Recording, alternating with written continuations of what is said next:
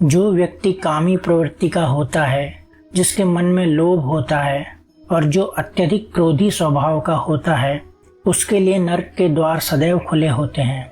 अर्थात ऐसे व्यक्ति को तो सिर्फ नरक में ही जगह मिलती है। मनुष्य सब कुछ चाहता है पर सब कुछ उसे नहीं मिल सकता। आपको जो नहीं मिला उसके लिए पश्चाताप मत करो, और जो आपसे खो गया, जो आपसे अलग हो गया, उसके लिए निराश भी मत हो। समय एक सा नहीं रहता। आज दुख है, कल सुख भी आएगा और सुख के बाद दुख भी आना स्वाभाविक है। आपको पूरे धैर्य और श्री कृष्ण पर विश्वास के साथ अपना जीवन निर्वाह करना चाहिए। लोग अक्सर सच कहने से बचते हैं या डरते हैं, पर सत्य कभी छुप नहीं सकता और नहीं कभी मिट सकता है। कितना भी छुपा लें पर सच तो उजागर हो ही जाएगा। इसलिए जो बात सच पर आधारित हो उसे करने या कहने और मानने से कभी नहीं डरना चाहिए। इस शरीर का मोह मत करो, यह तो माटी है, माटी में मिल जाएगा। अमर तो आत्मा है जो परमात्मा में मिल जाएगी। लोग अपने शरीर को सुंदर बनाने में लगे रहते हैं, पर आत्मा की सुंदरता शरीर की सुंदरता से कहीं ज़्यादा महत्वपूर्ण है। शरीर तो नश्वर है, मिट्टी ही तो है, मिट्टी में मिल जाएगा, पर आत्मा अमर है। इसलिए आत्मा की सुंदरता पे ध्यान दो। आत्मा की सुंदरता अपने को श्री कृष्ण में लीन करने में मिलती है। जो हुआ अच्छा हुआ, जो होता है अच्छे के लिए होता है। कभी कभी विपरीत परिस्थितियां हमारी वर्तमान स्थिति को अच्छा करने के लिए आती हैं। मन चंचल होता है, यह उधर उधर भागता है और किसी भी कार्य की एकाग्रता का दुश्मन है। लेकिन यदि यह व्यक्ति के वश में हो जाए तो इससे अच्छा कोई मित्र नहीं है। मन को एकाग्र करना जरूरी है, बस थोड़े से प्रयास और अभ्यास की जरूरत है। श्री कृष्ण उन्हीं के हैं जो श्री कृष्ण के हैं। भगवान तो बस प्रेम भक्ति के भूखे हैं। जो भी उनकी भक्ति में लीन होता है, जो भी प्रेम से उन्हें याद करता है, वो सदैव उसका कल्याण करते हैं। जब भी आप कोई बुरा कार्य करते हो या अच्छा कार्य करते हो, आपको लगता है कि कोई देख नहीं रहा है, तो यहाँ श्री कृष्ण कहते हैं कि तुम जो कुछ भी कर रहे हो, मेरी दृष्टि सदैव तुम पर है। इसलिए आप यह मत समझें कि आप अकेले हैं, आपके साथ श्री कृष्ण सदैव हैं। जो कुछ हुआ अच्छे के लिए हुआ, जो हो रहा है अच्छे के लिए हो रहा है, जो होगा वह भी अच्छे के लिए ही होगा। तो सकारात्मक रहो और अपना कर्म करो। हमारी सफलता और असफलता इस बात पर निर्भर करती है कि हम खुद पर कितना विश्वास करते हैं। व्यक्ति जो चाहे बन सकता है यदि पूरे विश्वास के साथ अपने लक्ष्य पर लगातार चलता रहे। कहते हैं मन के हारे हार है और मन के जीते जीत। जिस प्रकार सकारात्मक विचारों से सफलता मिलती है, उसी प्रकार नकारात्मक विचार असफलता के मार्ग की ओर अग्रसर करते हैं, क्योंकि जैसा हम सोचते हैं वैसे ही हम बनते जाते हैं और अपने विचारों के माध्यम से ही हमें नकारात्मक और सकारात्मक परिणाम मिलते हैं। मनुष्य ही एक ऐसा प्राणी है जो कर्म करता है, इसलिए कर्म करना प्रत्येक व्यक्ति का धर्म भी है। कर्म करने वाला व्यक्ति ही कर्मवीर कहलाता है। इसलिए कार्य करते रहना खाली बैठे रहने से हमेशा बेहतर होता है। समय हमेशा चलता रहता है, कभी रुकता नहीं। यदि आज बुरा समय है तो कल अच्छा होगा। इसलिए आप बिना किसी स्वार्थ के सिर्फ कर्म कीजिए, फल समय खुद देगा। अगर हम इसके भावार्थ को समझें तो न तो समय रुकता है और न ही एक सा रहता है। बुरा समय हो या अच्छा समय, बदलता जरूर है। आज बुरा है तो कल अच्छा होगा और अच्छा तो फिर बुरा समय जरूर आएगा। सुख के बाद दुख और दुख के बाद सुख आते जाते रहते हैं। इसलिए इस पर हमारा कोई वश नहीं है, लेकिन कर्म पर हमारा वश जरूर है। आप सिर्फ कर्म करिए, फल की चिंता किए बगैर। समय आने पर फल जरूर मिलेगा। जो अज्ञानी व्यक्ति होता है वह यह गलतफहमी पाल लेता है कि मैं करता हूँ, सभी कार्य मेरे द्वारा किए जा रहे हैं। ऐसा जान उसमें अहंकार घर कर लेता है। परंतु इस सृष्टि में जो भी हो रहा है वो तो प्रकृति द्वारा किया जा रहा है। अज्ञानता के कारण व्यक्ति में जो मैं का अहंकार जन्म ले लेता है तो उसका पतन होना निश्चित है। श्री कृष्ण कहते हैं कि वो किसी के भी भाग्य के निर्माता नहीं है। व्यक्ति खुद ही अपना भाग्य लिखता है। आप जैसा बीज बोएंगे आप वैसी ही फसल ही काटेंगे। आप जैसा कर्म करेंगे आपको वैसे ही परिणाम मिलेंगे। यदि विद्यार्थी मन लगाकर पढ़ाई करेंगे तो परीक्षा में सफल होंगे। इसलिए हर व्यक्ति का भाग्य तभी बदलेगा जब वो ऐसे कर्म करेगा। पृथ्वी, जल, अग्नि, वायु, आकाश, मन, बुद्धि और अहंकार, ये मेरी प्रकृति के 8 विभाग हैं। जो कुछ भी है वो वर्तमान में है। जो बीत गया है वो नहीं आएगा और जो आने वाला है उसकी चिंता नहीं बल्कि खुले हाथों से उसका स्वागत करें।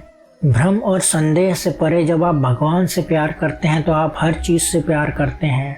मन उन लोगों के लिए दुश्मन की तरह काम करता है जो इसे नियंत्रित नहीं करते हैं, और जिसने अपने मन को जीत लिया है उसके लिए मन सबसे अच्छा मित्र है। क्रोध में इंसान भ्रमित हो जाता है और भ्रम से बुद्धि व्यग्र हो जाती है और अपने गलत फैसले के चलते उसका पतन शुरू हो जाता है। जो कर्म में अकर्म देखता है और अकर्म में कर्म देखता है वो मनुष्यों में बुद्धिमान होता है। आप केवल कर्म के हकदार हैं, उसके फल के कभी नहीं। मनुष्य अपने विश्वास से निर्मित होता है, जैसा वह मानता है वैसा ही वह है। आत्मा विनाश से परे है, कोई भी उसे आत्मा का अंत नहीं कर सकता जो अनंत है। खुशी मन की एक ही अवस्था है जिसका बाहरी दुनिया से कोई लेना देना नहीं है। यांत्रिक अभ्यास से बेहतर है ज्ञान, ज्ञान से बेहतर है ध्यान। हम वही देखते हैं जो हम हैं और हम वही हैं जो हम देखते हैं। जो हुआ अच्छा हुआ, जो भी हो रहा है वो अच्छा भी हो रहा है और जो होगा वो भी अच्छा ही होगा। क्या गया है तुम्हारा जो तुम रोते हो? तुम इस संसार में क्या लाए हो जो तुमने खो दिया? तुमने क्या पैदा किया जो खो दिया? क्योंकि तुमने जो भी लिया यहीं से लिया, जो भी दिया यहीं पर दिया। आज जिसे तुम अपना कह रहे हो कल किसी और का था और परसों किसी और का होगा, फिर क्यों रोते हो? परिवर्तन ही इस संसार का नियम है। यह प्रकृति है जो सभी गतियों का कारण बनती है। अहंकार से मोहित मूर्ख उस धारणा को धारण करता है जो कहती है मैंने किया। गर्मी और ठंड, सुख और दर्द की भावना इंद्रियों के अपनी वस्तुओं के संपर्क के कारण होती है। वे आते हैं और चले जाते हैं चिरकाल तक। आपको उन्हें स्वीकार करना चाहिए।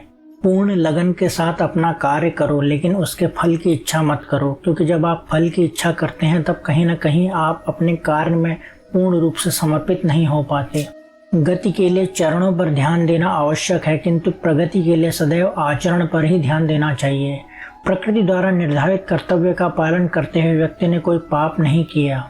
जिसका मन उसके वश में नहीं, उसके लिए उसका मन शत्रु के समान है। वो मूर्ख हैं जो प्रेम को बकवास कहते हैं। प्रेम इस दुनिया की जड़ है जिससे दुनिया बनी है।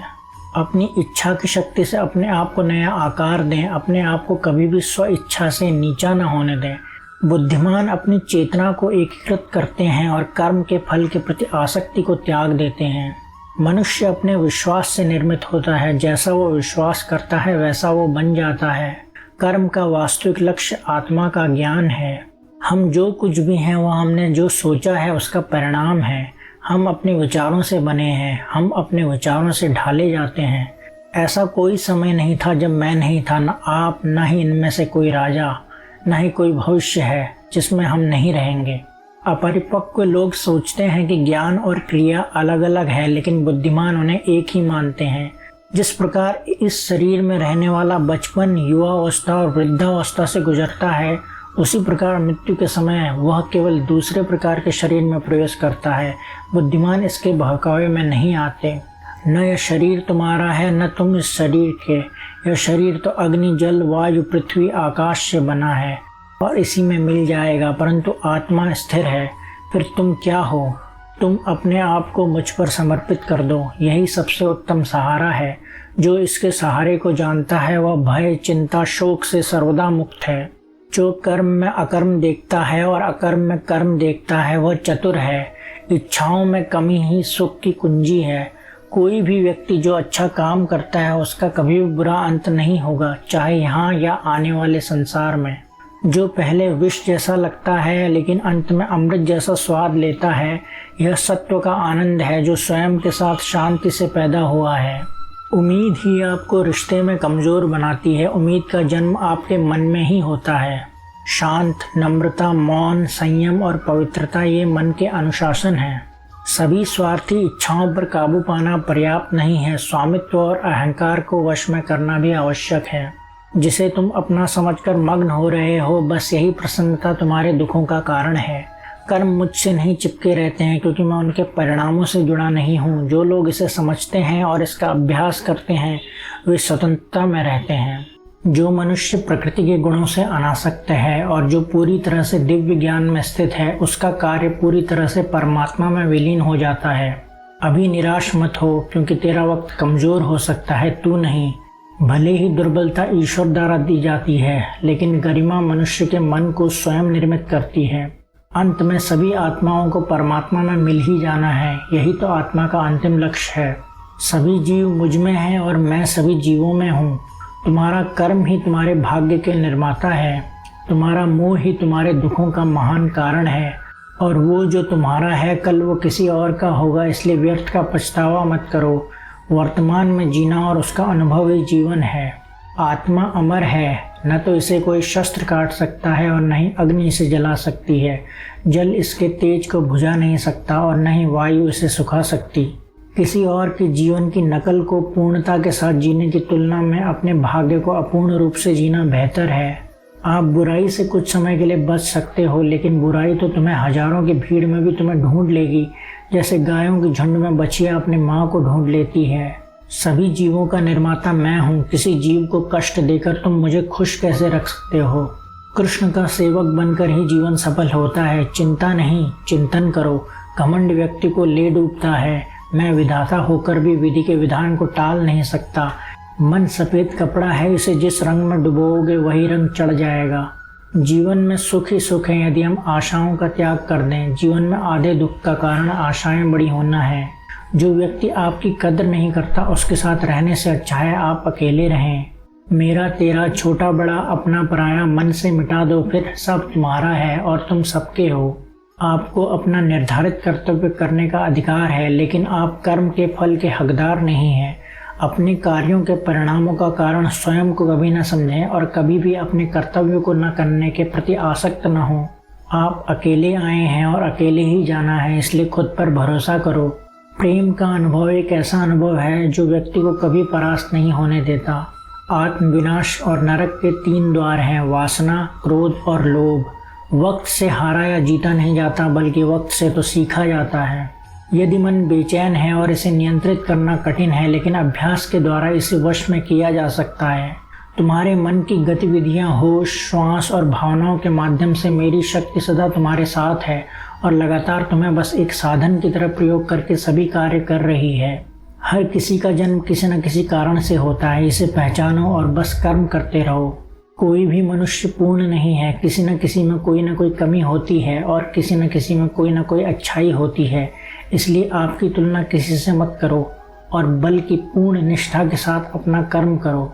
कर्मवीर मनुष्य ही अपनी पहचान बनाते हैं, जो कर्म नहीं करते वो विलुप्त हो जाते हैं। श्री कृष्ण अर्जुन से कहते हैं कि आत्मज्ञान की अग्नि कर्म के सभी बंधनों को भस्म कर देती है, जैसे धधकती आग लकड़ी को राख कर देती है। जिस व्यक्ति को कोई लगाव नहीं है वह वास्तव में दूसरों से प्यार कर सकता है, क्योंकि उसका प्यार शुद्ध और दिव्य है। मुझे प्राप्त करने का एकमात्र तरीका प्रेम है। जो कुछ करना है करो, लोभ से नहीं, अहंकार से नहीं, वासना से नहीं, ईर्ष्या से नहीं। प्रेम, करुणा, नम्रता और भक्ति से करो। कर्म करते समय न तो कोई नुकसान होता है और न ही कोई परिणामी दोष, लेकिन इस निस्वार्थ क्रिया की थोड़ी सी भी प्रगति हमें महान भय से बचाती है। इंद्रियों से मिलने वाला सुख पहले तो अमृत जैसा लगता है, लेकिन अंत में यह विष के समान कड़वा होता है। जिसने अपने मन पर विजय प्राप्त कर ली है उसके लिए मन सबसे अच्छा मित्र है, लेकिन जो ऐसा करने में असफल रहा है उसके लिए मन सबसे बड़ा शत्रु है। तुम्हारा कर्तव्य ही तुम्हारा धर्म है। जीवन न तो भविष्य में है न तो अतीत में, जीवन तो बस इस पल में है। जीवन तो इस क्षण का नाम है। तुम्हारी पीड़ा के लिए मेरे पास एक उद्देश्य है, तुम्हारे संघर्ष का एक कारण है और तुम्हारी सच्चाई का प्रतिफल है। मेरा विश्वास करो और हार मत मानो। वह मुझे प्रिय है जो सुख के पीछे नहीं भागता और न दुख से दूर भागता है, न शोक करता है न लालसा करता है, वरन वस्तुओं को वैसे ही आने देता है जैसे हो जाता है। मोह में पड़कर अपने कर्तव्यों को न भूलें। संदेह करने वालों को न तो इस दुनिया में और न उस दुनिया में खुशी मिलती है। खुशी की कुंजी इच्छाओं की कमी है। धन्य है मनुष्य जन्म। स्वर्गवासी भी इस जन्म की कामना करते हैं, क्योंकि सच्चा ज्ञान और शुद्ध प्रेम मनुष्य को ही मिल सकता है। आपके सिवा दुनिया में कोई भी आपको परेशान नहीं कर सकता। कर्मयोगी अपने मन और बुद्धि की शुद्धि के लिए ही अपने शरीर, मन, बुद्धि और इंद्रियों के साथ आसक्ति रहित होकर कर्म करते हैं।